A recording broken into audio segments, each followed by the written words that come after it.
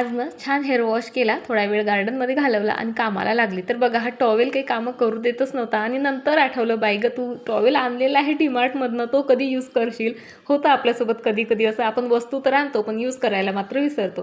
चला, त्यानंतर छान शांततेत पूजा केली आणि त्यानंतर आपलं तेच ते रुटीन सर्व कामं केलीत. आणि आता मुलं यायची जवळपास वेळ झाली आणि तुम्हाला माहीत आहे, मुलं घरी आली की त्यांचं एकच असतं, मम्मा काहीतरी खायला दे.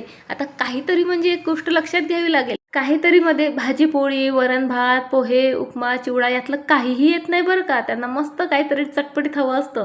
सो त्याचमुळे जे आहे, मी आज मेथी मटरी बनवायला घेतली. आणि आता ताजी मेथी तर काही मिळाली नाही, म्हणून कसुरी मेथी वापरूनच ही मेथी मटरी मी बनवली. आणि याची फुल रेसिपी मी लॉंग व्हिडिओमध्ये शेअर केलेली आहे, अगदी प्रमाणासहित. इतकी छान मटरी बनली होती, छान खुसखुशीत, पदर सुटलेली आणि चवीला. थांबा, आधी देवाला देते आणि नंतर माझ्या पोटाला. आहा, काय मस्त बनली. आणि आज आणखी एक छान गोष्ट घडली. पप्पा भेटायला आले, पण बघा ना, लेकीचं काही नाही, सर्व लक्ष नातवांकडे.